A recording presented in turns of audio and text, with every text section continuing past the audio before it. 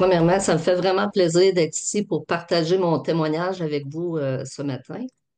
Puis c'est un témoignage qui va montrer comment Jésus a changé mon cœur, comment il est venu transformer ma vie. D'abord, je suis née à Saint-Laurent-du-Fleuve. C'est un petit endroit, une petite place proche de Contrecœur qui est peut-être un petit peu plus connue. Et puis, je viens d'une famille de 11 enfants, donc 5 garçons et 6 filles. Et mes parents étaient croyants, oui, ils étaient très croyants, ils étaient même pratiquants, mais catholiques.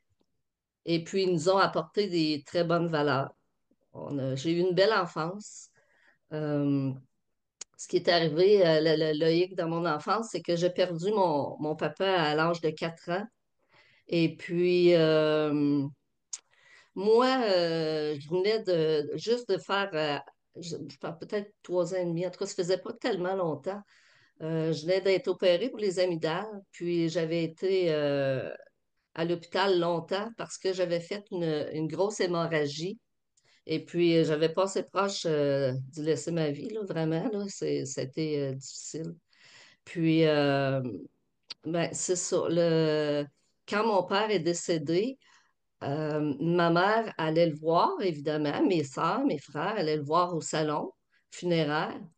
Et puis, moi, ben, on ne pouvait pas m'emmener parce que le médecin avait dit que, bon, j'étais trop faible, trop d'émotions, puis tout ça, c'était pas bon pour moi. Donc, je me faisais garder. Mais de toute façon, j'étais jeune, là, j'avais 4 ans.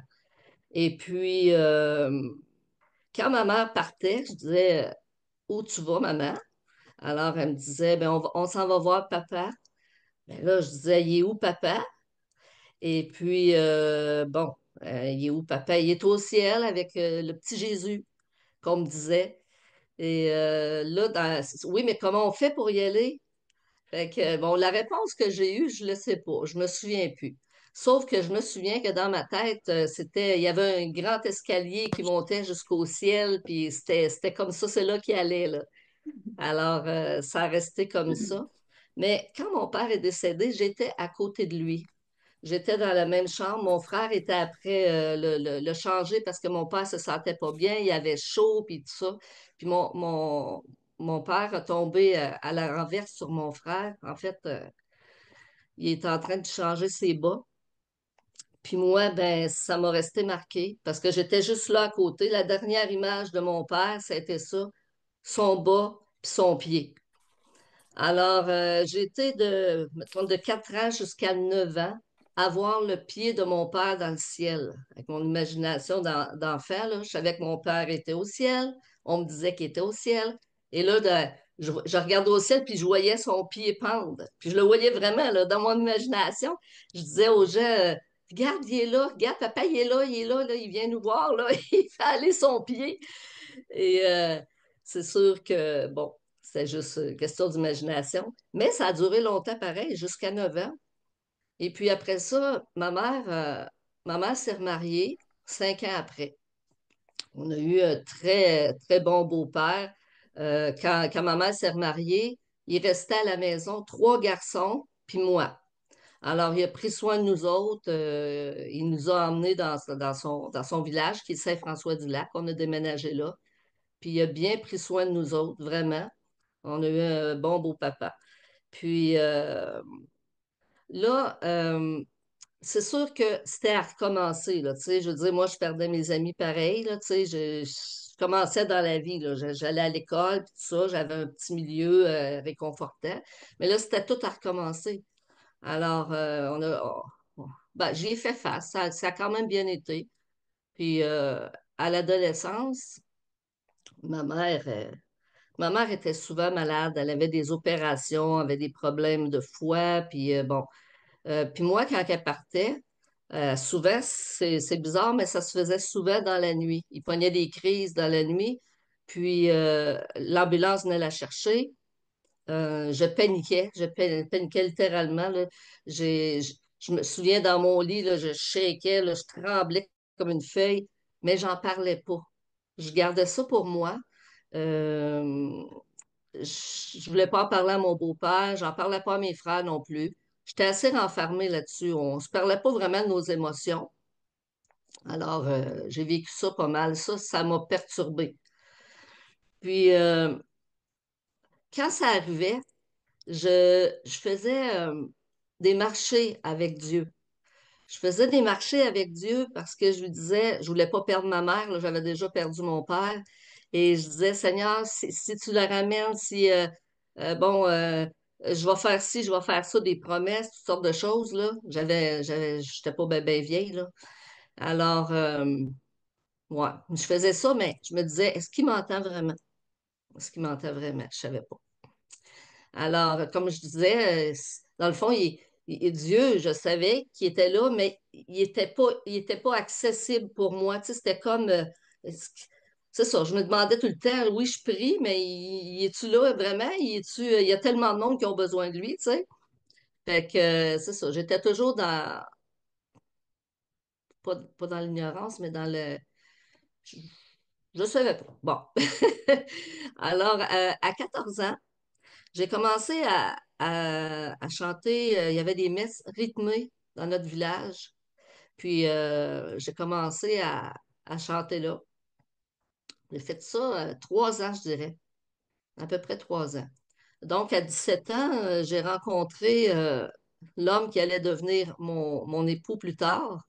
Et c'est bizarre parce que j'étais jeune, là, j'étais au primaire même, là, 9, 10, 11 ans. Là. Et puis, il y avait un dépanneur en face de chez eux. Puis, j'allais acheter des bonbons. Puis là, il y avait un banc dehors, je m'assoyais en espérant de le voir. Des fois, il était assis dehors, puis ça, on se faisait des petits babayes. Mais tu sais, on se connaissait plus ou moins. Lui, il connaissait mes frères, mais moi, j'étais plus jeune, fait que tu sais, on se connaissait pas tant. Alors, en tout cas, ça arrivait qu'il était là. Puis, son père réparait des vélos. Fait que je m'arrangeais des fois à faire des petites crevaisons à mon vélo pour pouvoir aller le faire réparer, puis peut-être voir Sylvain. Et c'est ça. Puis finalement, ben, on s'est mariés en 86. J'avais 22 ans. Et puis, bon, suite à ça, ben là, on voulait fonder une famille, puis tout ça. Puis moi, ben, j'avais tout le temps, à cette période-là, je ne sais pas pourquoi, là, j'avais tout le temps des infections urinaires.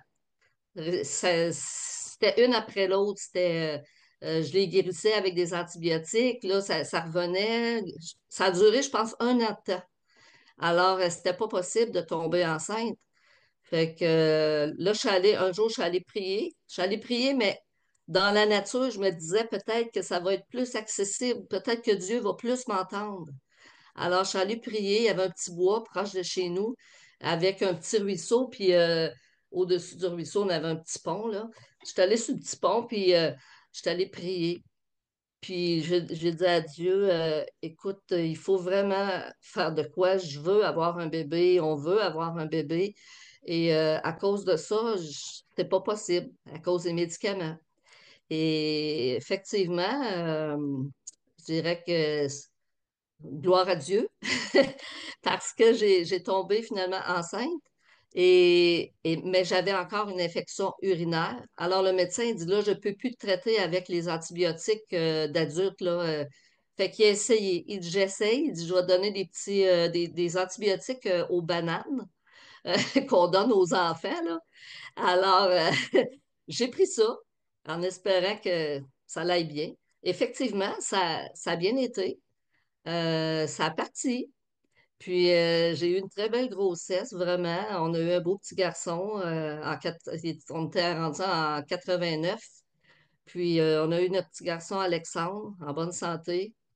Puis après, j'ai plus jamais eu d'infection urinaire. Ça a passé. J'ai jamais su pourquoi c'était aussi intense. L'important, c'est que ça a disparu. C'est toujours par la grâce de Dieu, évidemment. Alors, suite à ça, mon mari a eu une promotion au travail, mais il fallait déménager à Matane. Alors là, un autre déménagement, je perds mes amis, je perds ma famille, c'est loin Matane, là. On est à Nicolet, nous autres, à ce moment-là, là. Alors, c'était un peu comme un choc. Mais qui prend mari prend pays, qu'ils disent. Alors, j'ai suivi. J'ai suivi. Là-bas, ça a été difficile quand même pour moi parce que je connaissais personne, j'étais loin de tout le monde. Et puis, bon, j'allais me promener dans un centre d'achat avec mon petit bébé, le monde m'arrêtait. Oh, le beau petit bébé, ben, ça faisait ma journée. Et puis, un jour, je vois quelqu'un s'en venir, on restait dans un rang en pleine campagne. Je vois quelqu'un s'en venir avec une poussette. Hey, je me dépêche, j'habille le petit, je m'habille, puis on sort dehors, la poussette, let's go, on y va. Je courais derrière la madame avec ma poussette. Je, je pense à ça aujourd'hui, je me dis, je devais avoir l'air ridicule, là. Mais c'est pas grave. J'allais voir la madame, j'ai dit bonjour, je me présente, je dis qu'est-ce que je vis, puis tout ça. Puis finalement, on est devenus amis. Elle avait deux enfants, deux jeunes enfants. On est devenus amis. On prenait nos marches ensemble. Ça me faisait du bien. Et puis, après ça, ça a duré, son travail à mon mari, 1 an et demi. Après ça, il y a eu des coupures dans qu'est-ce qu'il travaillait. Ils ont coupé. Lui était le dernier rentré, donc c'est lui qui est sorti. Mais là, nous, on avait acheté une maison là-bas. Alors là, on était un peu mal pris. Plus de travail, la maison qu'il faut continuer à payer. C'était un peu difficile. Alors, on l'a mis en vente. Et puis, on s'est revenu dans notre patelin. Je suis revenue à Saint-François-du-Lac. Ma mère avait une maison. Elle nous la prêtait pour un petit bout de temps. Et puis, pendant ce temps-là, ben, on continuait les paiements de la maison à Matane. Dans le fond, on ne voulait pas la perdre parce qu'on voulait pas avoir, on commençait dans la vie, fait qu'on ne voulait pas avoir un mauvais crédit.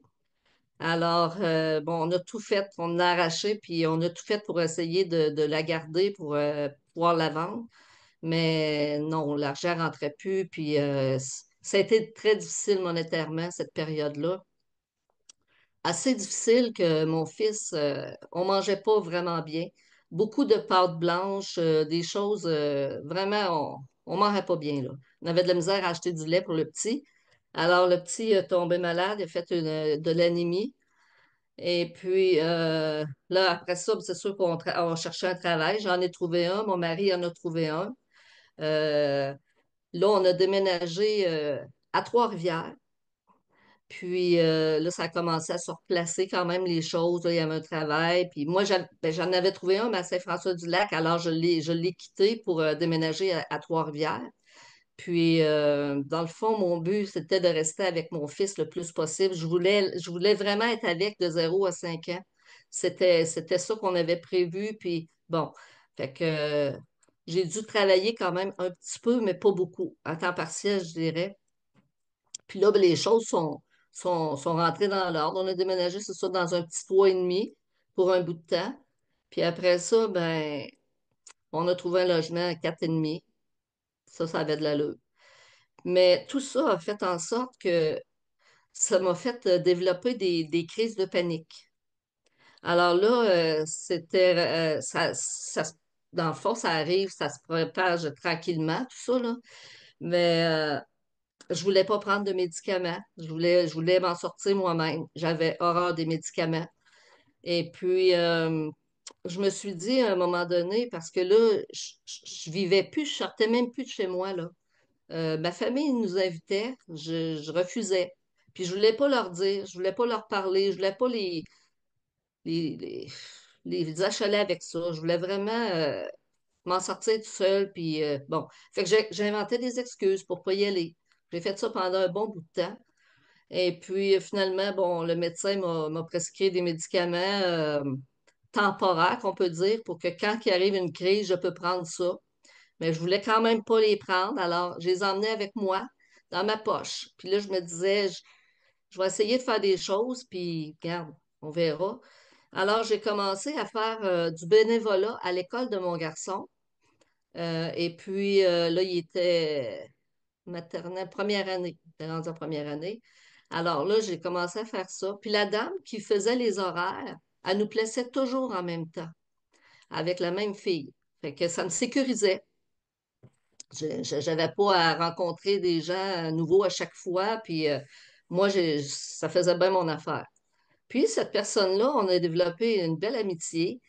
Puis on, ça m'a fait comme, je pourrais dire, oublier mes crises de panique, je sais pas trop. Là, je sortais, je pouvais aller chez elle. On faisait de la musique parce que moi, je chante et elle chante. Je joue du piano, elle jouait de la guitare. On avait vraiment du plaisir. Puis là, on commençait à avoir du fun pas mal. Fait que là, elle invitait ses amis, on faisait des parties, puis bon, la boisson là-dedans. Puis moi, j'avais pas tellement eu d'adolescence. Alors là, hey, je pouvais sortir, je découvrais la vie, je pouvais sortir, j'avais du plaisir, c'était le fun. Puis bon, ouais. Mais là, à un moment donné, ça a duré un bon bout de temps comme ça, mais quand même, à un moment donné, ça s'est transformé en d'autres choses, notre amitié. C'est allé plus loin. Et puis là, j'ai vécu beaucoup de culpabilité là-dedans parce que le mariage, pour moi, c'est important. Ça venait de Dieu. Puis Dieu, comme je disais, il a toujours été important pour moi. Et puis là, j'ai pleuré. J'ai pleuré beaucoup, beaucoup. Mais à un moment donné, je me suis dit, Dieu est amour. Alors, si Dieu est amour, il va comprendre que j'aime cette personne-là. Puis bon, alors tout ça, on vivait ça, comment je pourrais dire, au détriment de notre famille. Alors, moi, j'étais mariée, elle aussi était mariée, elle avait deux enfants. Alors, on vivait ça, je sais qu'ils ont souffert, j'ai demandé pardon, évidemment, là. Mais on n'était pas capable du tout de passer à côté de ça. C'était plus fort que nous. Alors, le divorce est arrivé en 95. J'ai divorcé, elle aussi a divorcé. Et puis, moi, ça faisait 9 ans que j'étais mariée. Alors là, je me suis dit, j'ai toujours eu un sens des responsabilités assez grand. Alors, je me suis dit, si je pars avec cette personne-là, faut qu'on ait, j'avais connu la misère, alors je voulais pas tomber dans la misère. Faut qu'on ait de l'argent pour vivre. Alors, je voulais pas être sur l'aide sociale, je voulais vraiment, bon. Et puis, je suis retournée aux études. Puis, j'ai été étudiée en éducation à la petite enfance. Puis, suite à ça, j'ai travaillé quand même 20 ans là-dedans. Puis bon, là, on a emménagé ensemble, moi puis elle. Et puis, ça a duré 25 ans. Mais c'est sûr que les 2 premières années que j'ai vécues avec elle, c'était beau. Puis même après, il y a eu des beaux moments, il y a eu des mauvais moments, évidemment. Mais à un moment donné, c'est que, bon, on avait du fun, puis bon, la boisson était rendue trop forte là-dedans. C'était beaucoup trop. Puis il y a eu de la jalousie aussi là-dedans. Alors, ça faisait un très mauvais mélange. Mais sauf que moi, je m'étais dit, OK, mais moi, là, j'ai divorcé. Dieu était contre ça, c'est sûr. Puis là, j'étais avec une autre personne, puis là, si je la laisse, Dieu ne sera pas plus content. Fait que je vivais vraiment, là, j'étais pas très bien là-dedans. Mais je me suis dit, ben, coudonc, je vais assumer. Ça doit être une punition parce que je me suis divorcée. Je vais vivre dans ça. Il y avait des hauts puis des bas. Je me suis dit, bon, on continue, puis bon, je vais subir. Qu'est-ce que je vais porter ma croix, comme on dit. Je me disais, je vais porter ma croix. Mais là, ce qui est arrivé aussi en plus, c'est que j'ai commencé à avoir des gros problèmes de dos.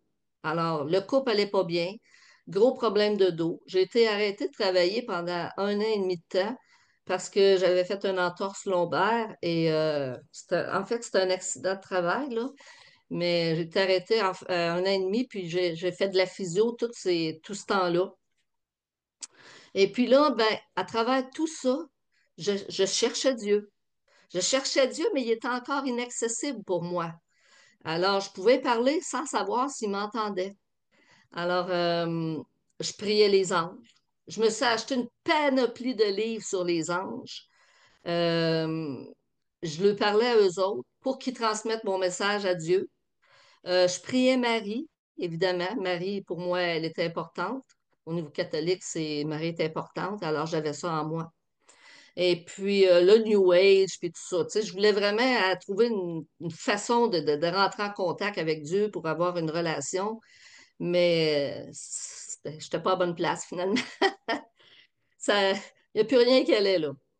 Alors là, euh, à un moment donné, j'ai traversé la rue chez moi.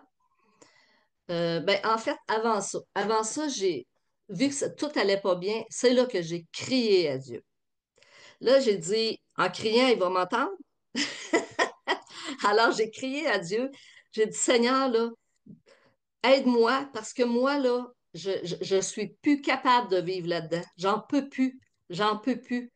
Alors, bon, la réponse a été que, en traversant la rue, j'ai vu quelque chose de rouge dans la rue. Moi, c'est un grand boulevard en face de chez nous, là.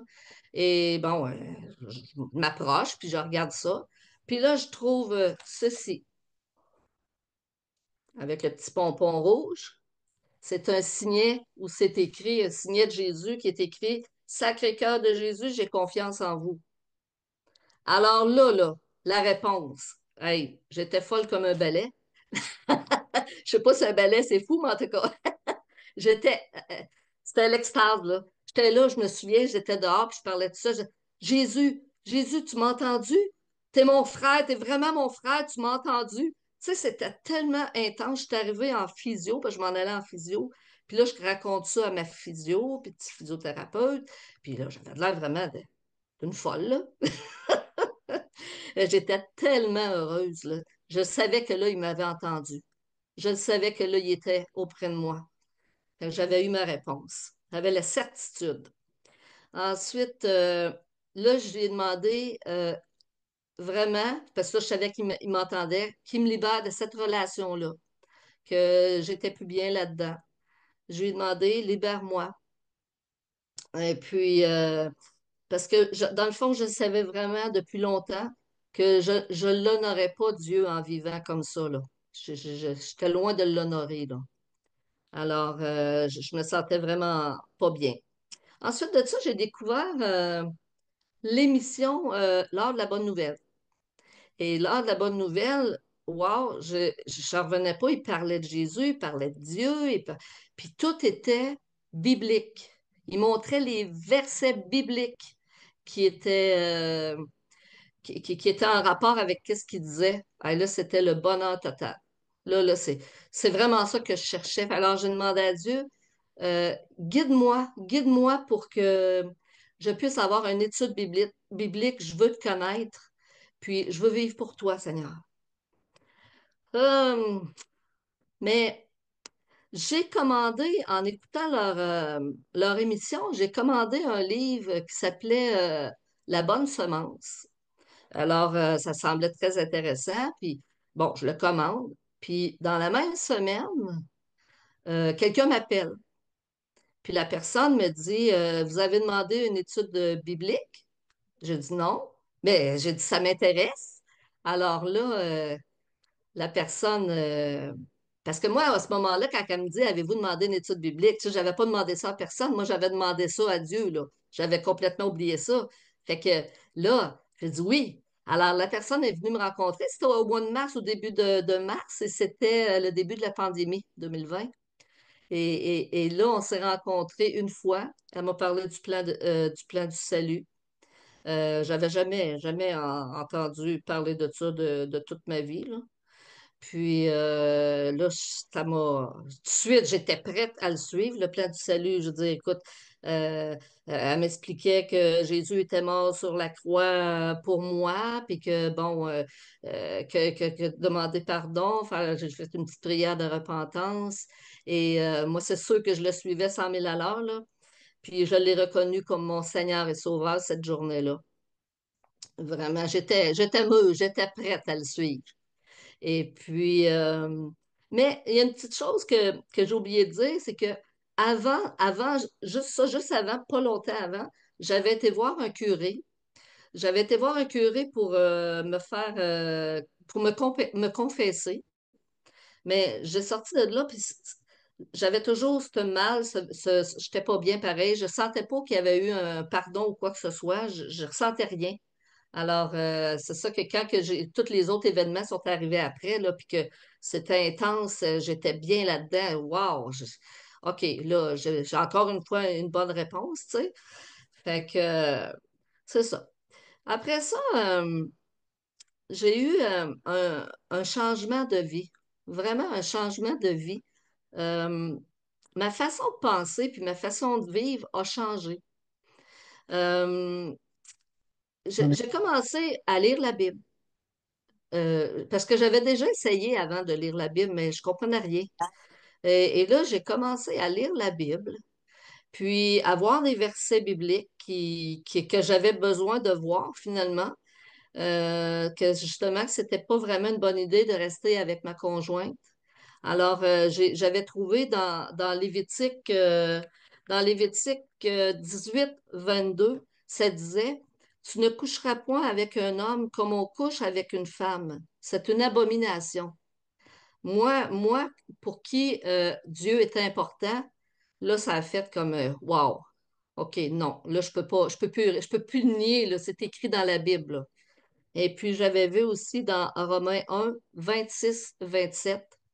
C'est pourquoi Dieu les a livrés à des passions infâmes, car leurs femmes ont changé l'usage naturel en celui qui est contre nature. Et même les hommes abandonnèrent l'usage naturel de la femme, se sont enflammés dans les désirs les uns pour les autres, commettant homme avec homme des choses infâmes. Alors, je pouvais pas continuer dans ça si je voulais suivre Dieu. J'ai pas eu le choix. Mais ça a été quand même, c'était difficile, même si on avait de la misère, on n'avait jamais été capable de se séparer. C'était très intense. Je pense qu'il y avait peut-être aussi de la dépendance affective dans tout ça, là.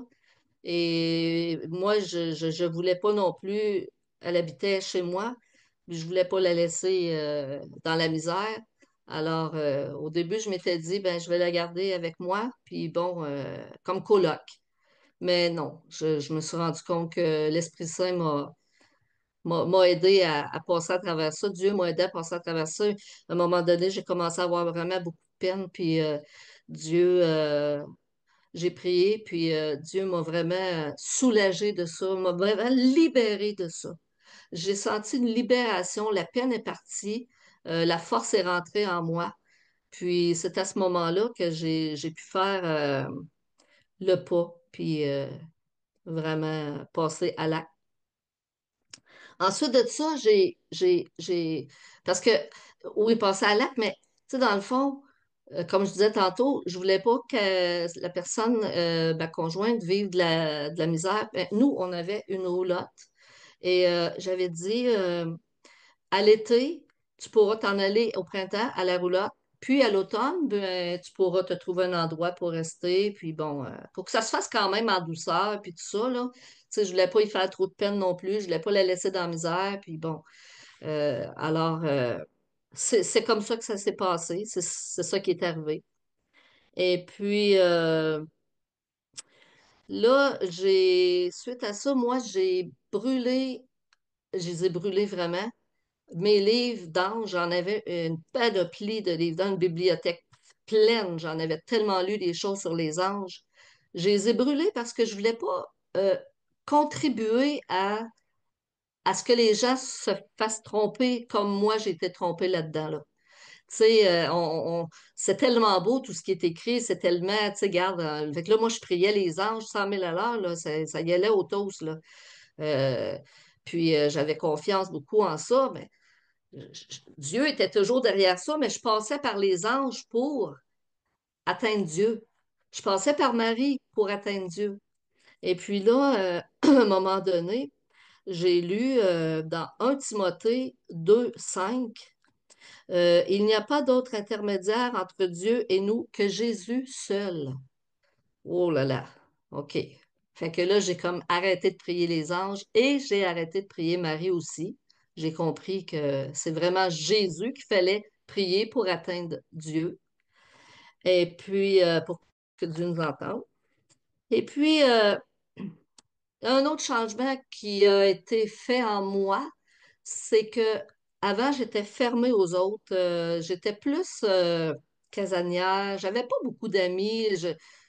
J'avais un peu de mal à faire confiance aux autres. Puis bon, puis avec mon changement de vie, je me suis fait une nouvelle famille là, à mon assemblée. Les gens étaient tellement accueillants. Puis tout ce qu'ils disaient, c'était tout en relation avec Dieu. Alors j'étais vraiment aux anges.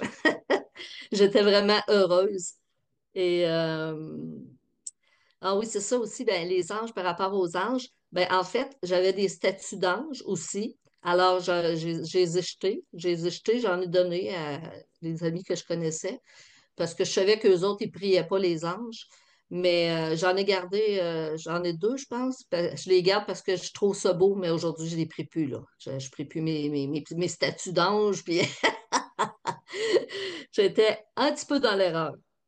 Alors, mais je les trouve belles, fait que je les garde.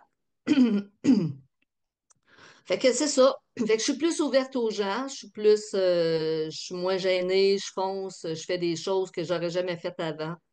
Et puis, à ce temps, ben, je vis beaucoup avec ma famille chrétienne. J'ai des amis vraiment précieux. Je suis vraiment heureuse dans ça. Mon baptême, mon baptême, je me suis fait baptiser le 11 juillet 2021. Alors, ça, c'était un grand moment pour moi. C'était, Seigneur, je te prouve que je veux te suivre, là, tu sais, garde, je vais être lavé, puis on recommence à zéro dans la bonne voie, comme on peut dire. Alors, maintenant, je fais partie, ben, en fait, moi, je chante. Alors, j'étais jeune, puis je chantais. Je chantais dans des bars, je faisais des concours d'amateurs, puis tout ça.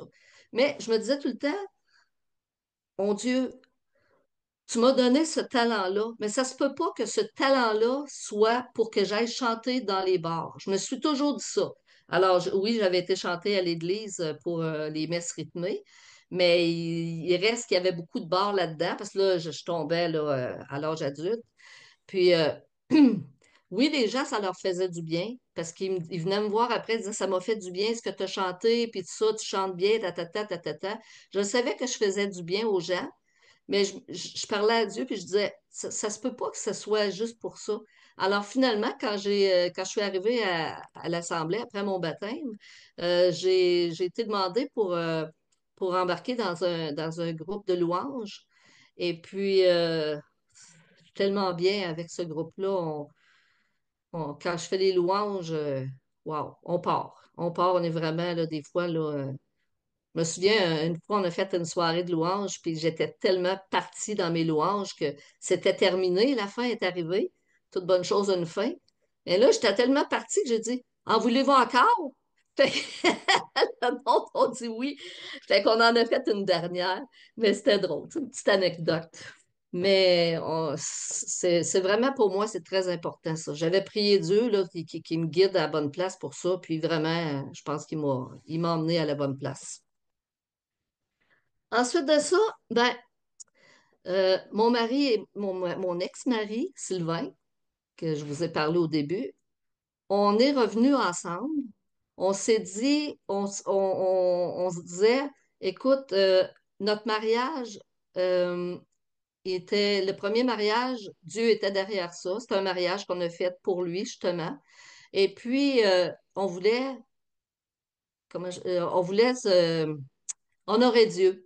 Alors, on s'est remariés. Au début, on s'est fréquentés, évidemment, pour savoir si ça fonctionnait. Parce que moi, quand j'avais laissé mon mari, c'est pas parce que ça fonctionnait pas avec lui. C'est que là, j'ai bifurqué ma vie. Vraiment, j'ai fait un choix. Puis bon, alors là, oui, ça a bien fonctionné. On s'est côtoyés, on a fait des sorties ensemble. Puis bon, on s'est rendu compte que ça allait bien.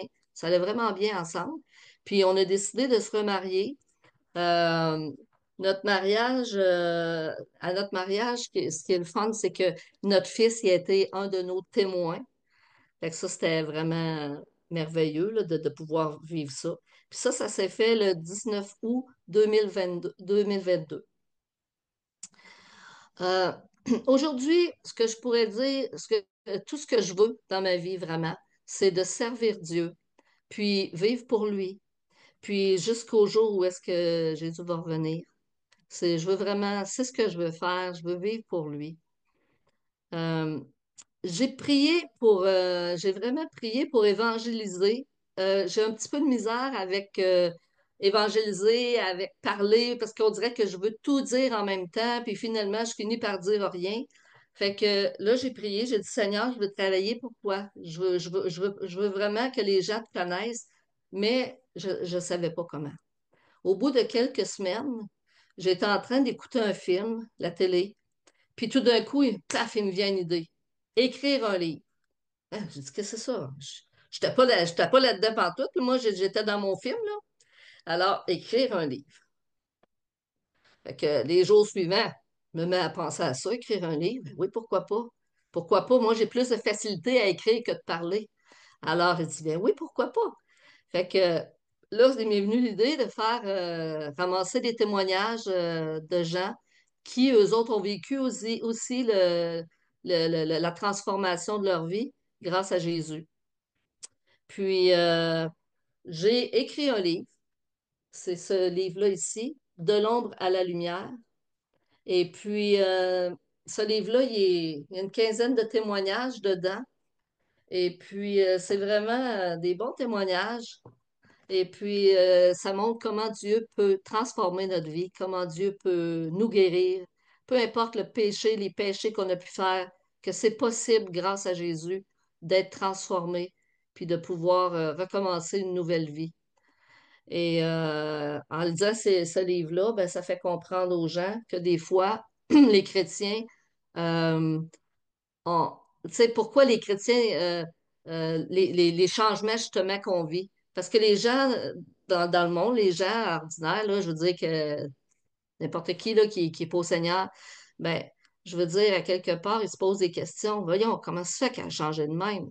Comment ça se fait? Qu'est-ce qui se passe dans sa vie? Tu sais? Et puis, ben, ça lui fait comprendre un peu ce qui arrive justement. Fait que, je pense que c'est un bon livre. Puis si jamais vous voulez vous en procurer un, il y a le ministère Croix-Tu. Vous pouvez aller sur leur site croix-tu.ca